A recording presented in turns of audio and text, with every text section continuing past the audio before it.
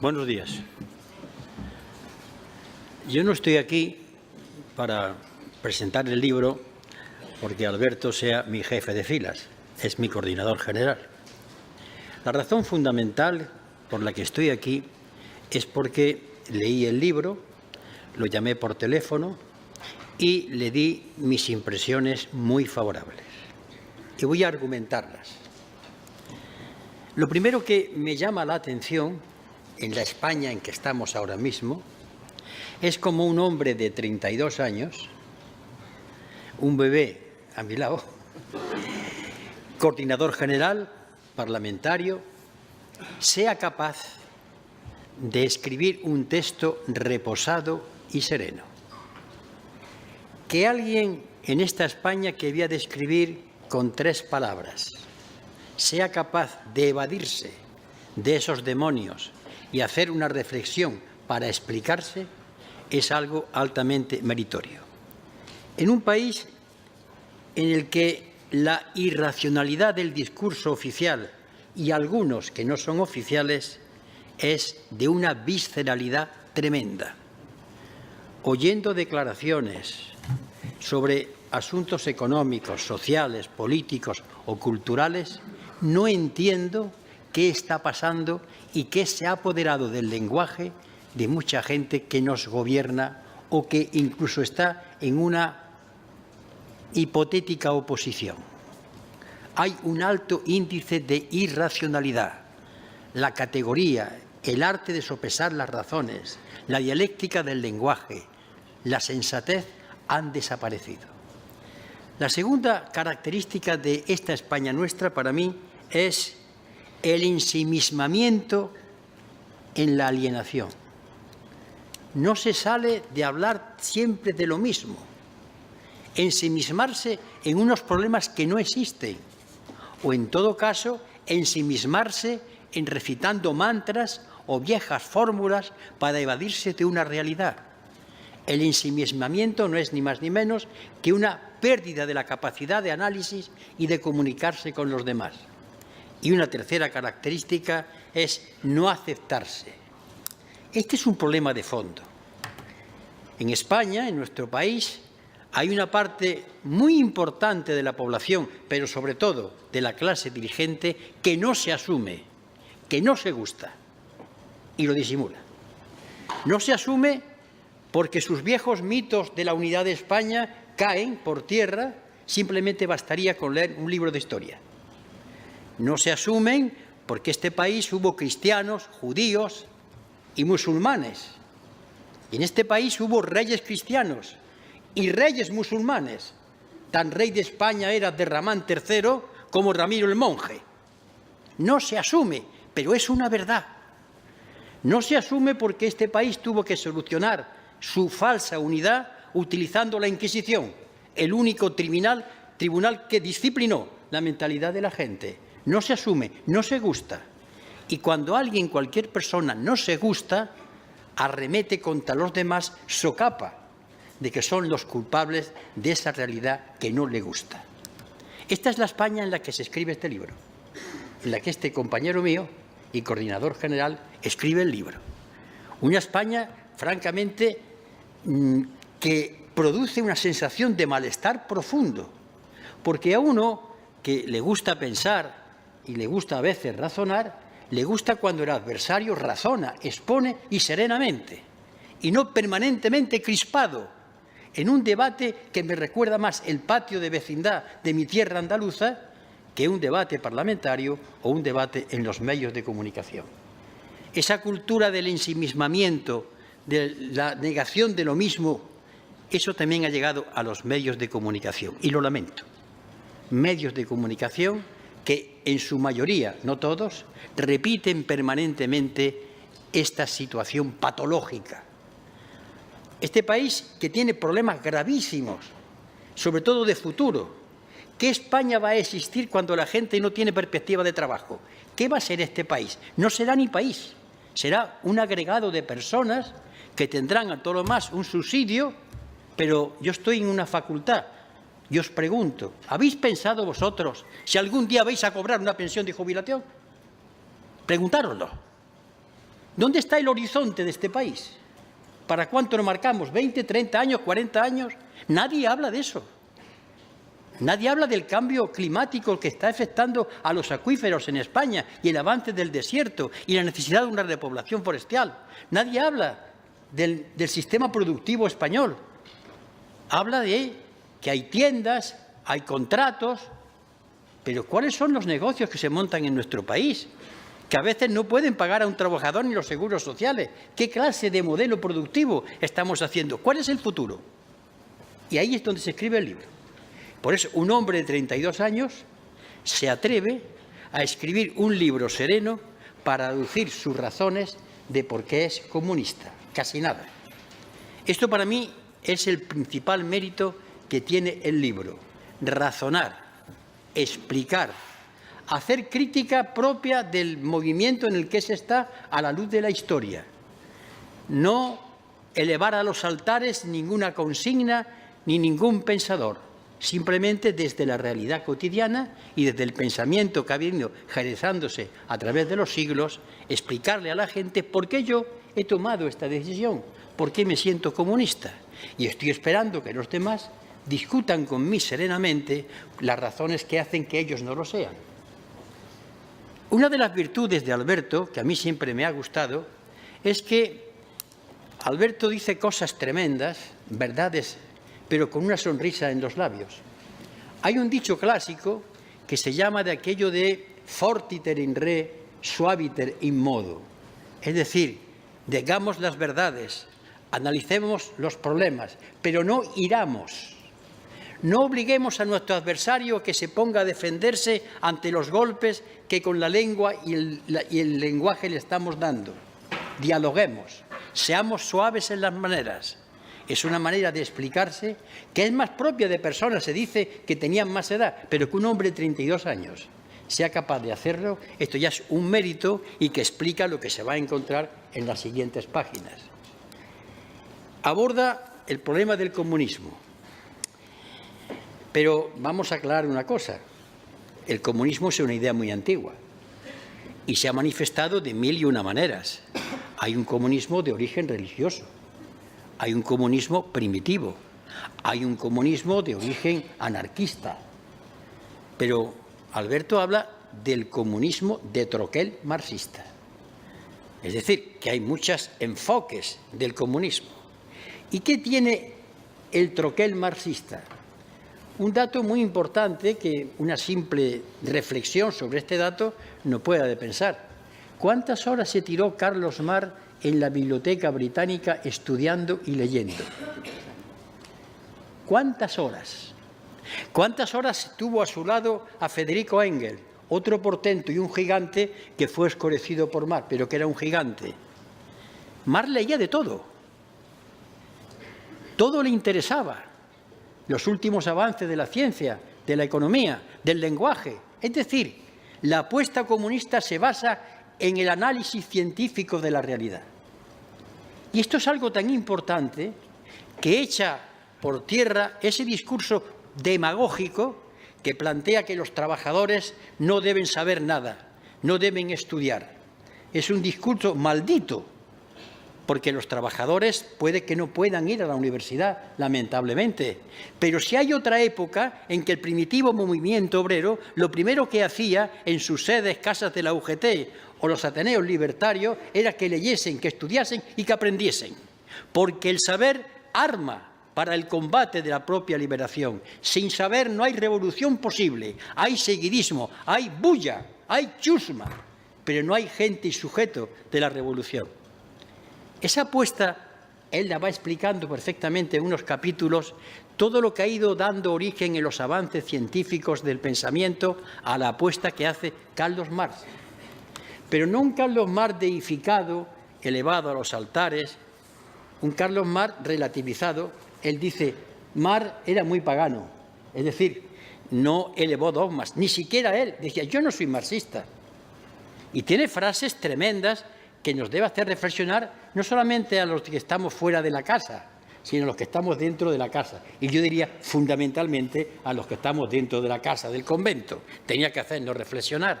Cuando él plantea El comunismo es el movimiento real que permanentemente está superando contradicciones. Es un movimiento que va superando problemas, resolviendo el conflicto, superando la tesis y la antítesis en una síntesis que vuelve a transformarse otra vez en tesis. Pero cuando plantean el manifiesto comunista, los comunistas no somos distintos a los demás, no somos mejores ni peores, solamente tenemos una cosa, que en cada momento de la lucha tenemos presente el objetivo final. Qué cosa más sencilla y tan difícil. Porque muchas veces necesitamos las señas de identidad en el reforzamiento de símbolos externos o de hablar fuertemente en las palabras o atacar al adversario. Solamente los convencidos hablan suavemente. Solamente los convencidos son serenos, porque no necesitan suplir con decibelios la falta de información o de teoría política asumida de una manera racional. Es un capítulo importante porque además deja una duda que a mí me tiene preocupado hace ya 2 décadas. ¿Qué organización comunista? Casi nada. Yo, como no es mi conferencia, sino presentar el libro, pero allí lanza una pregunta inquietante. ¿Seguimos como hasta ahora? ¿Seguimos organizados en una fuerza política que surgió, como otras muchas, en el año 1921 como consecuencia de la Tercera Internacional? ¿O es que los marxistas revolucionarios no podemos organizarnos de otra manera y renunciar a la lucha diaria electoral para centrarnos en el pensamiento y en la acción en la sociedad? Él lo deja caer. Yo lo he recogido de una manera ávida y lo retomo y lo vuelvo a lanzar. Esa pregunta es inquietante porque es una pregunta que parte de un supuesto. Yo no acepto lo que hay y lo quiero cambiar. Pero si lo quiero cambiar, tengo que hablar del instrumento que tengo que utilizar para cambiarlo. La pregunta no es baladí, ni es inocente. La pregunta la hace un rebelde. ¿Qué tengo que cambiar en mi organización, en mi mundo, para cambiar un mundo externo que no me gusta? Y claro, es inexorable que hable del capitalismo y que él escriba el libro dentro de unas fechas símbolos. Yo voy a citar algunas cuantas para que sepamos en qué mundo se desarrolla el libro que ha escrito mi compañero y coordinador general. Yo lo situaría como antecedente en las siguientes fechas. Por supuesto, el Manifiesto Comunista de 1847-48, la publicación del Capital en 1867 o la Revolución Rusa, en la cual celebramos ya su centenario. La solemne Declaración de Derechos Humanos, él habla en el libro sobre eso, 1948, y una aportación extraordinaria que está en los problemas de hoy en día. Año 1972, se escribe un libro llamado Los límites del crecimiento, el primer clarinazo de atención sobre lo que estábamos haciendo con esta civilización desarrollista. Estamos acabando con la base que sustenta la vida humana. Es la primera advertencia que se está haciendo al conflicto que se está generando en el medio ambiente. Eso también está en el libro y en el propio pensamiento, porque ya no solamente se trata de una lucha por intereses de clase, se trata de una lucha porque haya clases que estén peleando, es decir, que haya vida, que no nos carguemos el planeta. Eso está presente en el libro y, sobre todo, depende de esa fecha que acabo de citar, 1972. O bien, en 1992, 2 hechos importantes. Uno, un libro que escribe Francis Fukuyama llamado El fin de la historia, a tenor del hundimiento de la Unión Soviética, y otro, el Tratado de Maastricht, padre y madre de todos los dolores de cabeza que hoy tenemos con la Unión Europea. También está presente. Como está presente, la fecha de 1999, él no la pone, pero en el año 1999 ocurre un hecho que yo viví como parlamentario y vi cómo sus señorías o estaban en la inopia o eran de un cinismo tremendo o estaban dominados por sus jefes de fila. Se discute en el Congreso de los Diputados que la OTAN se va a transformar en otra cosa. Aquella OTAN que se transforma en otra cosa hizo una OTAN que ya no dependía de las Naciones Unidas. se independizó de las Naciones Unidas para poder intervenir donde lo tuviese ella por bueno intervenir. Eso significaba que ya la ficción de que la OTAN podía estar siendo de paraguas de determinadas acciones quedaba fuera. Ese es el mundo de hoy. Este año de 1999, si ustedes vieran cómo los diputados votaron aquello, que estaban creando una organización contra las Naciones Unidas. De hecho, esa tesis se ha demostrado a lo largo de los años posteriores. O la fecha del año 2000, en donde hay un documento que para mí sería un documento cumbre, no es oficial, la Carta de la Tierra, para terminar, una fecha 2008, la quiebra de la empresa Lehman Brothers, lo que da origen a la crisis actual. En ese mundo, un mundo de una crisis de la cual no se ha salido y va a ser difícil de salir, en un mundo en el que el capitalismo se ha apoderado, diríamos, de todo el planeta y en el que no puede escaparse de sus propias contradicciones. Es curioso cómo un hecho normal que estamos viviendo ahora mismo en Madrid nos demuestra que no podemos escaparnos de eso, salvo que conscientemente nos organicemos y luchemos. Ahora mismo, frente al Congreso, había una multitud extraordinaria de jubilados.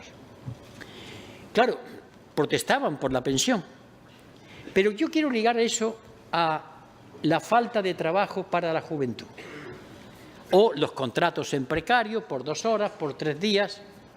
¿Qué se dice sobre el tema de las pensiones? Se dice, es que ustedes viven mucho. Me da miedo porque yo recuerdo que en la antigua Esparta a los que ya no eran capaces los tiraban por el monte Taigeto.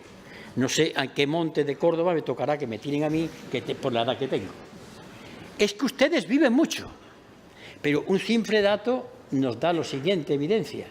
Si las 3/4 partes de la gente que hoy está parada cobrasen un salario digno y cotizasen a la Seguridad Social, ya no había problema de pensiones.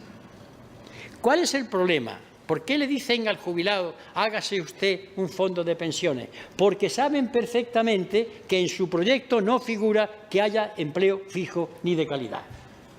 Y como saben que no va a ser posible, tienen que recurrir, hágase usted un fondo de pensiones. Pero además, con un agravante.